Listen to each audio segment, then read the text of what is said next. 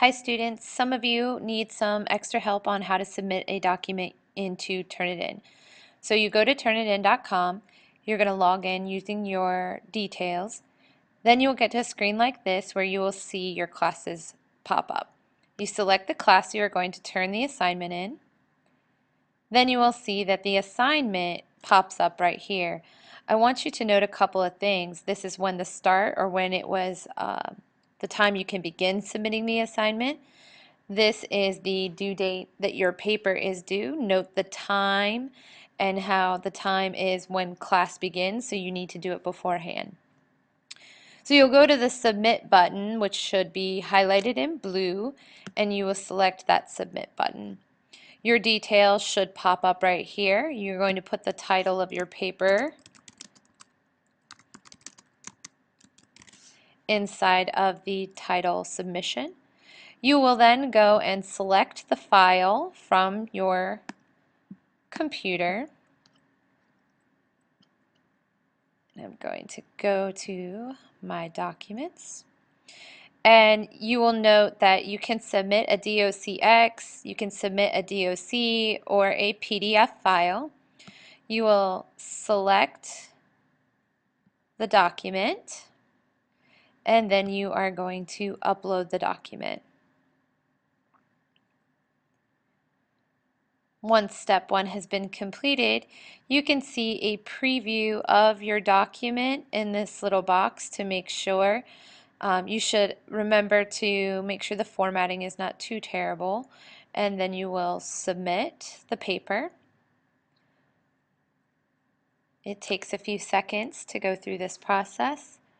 Once you go through that, you can see your document, and as you can see, my formatting is perfect, and I'm okay with that. I am going to go back then to here, and you notice that the little button no longer is highlighted. Now, some of you want to know, okay, is mine showing up as plagiarism, or is there any issues? So you can go to the View button. It takes a second for it to pop up. And just because the similarity index is high of a percentage doesn't necessarily mean you're going to be in trouble, because it is a computer and it's not perfect and it still needs a human's eyes to kind of look at it and look at the assignment, look what's cited and whatnot. So you will go to this little box that says originality. And as you can see, I submitted a document on purpose that comes from a book. So of course it's going to have some information that's popping up as similar. As you can see, all these wonderful colors that are popping up, and you can see that it's submitted to different schools. Here is a student paper, here's an internet source, a student paper, a student paper. Most of these student papers are popping up because they examined the same book that this document was made out of.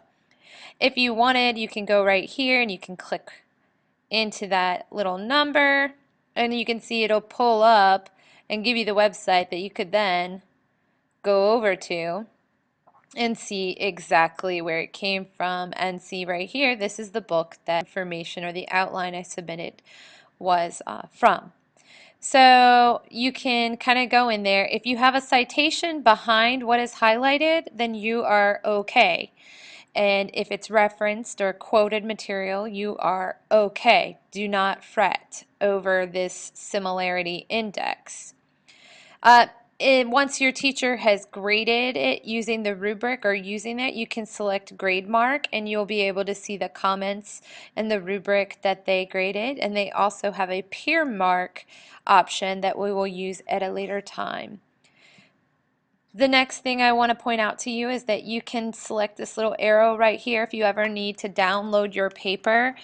Again, this is where you can access and download that paper. Hopefully this was helpful, and I will see you guys soon.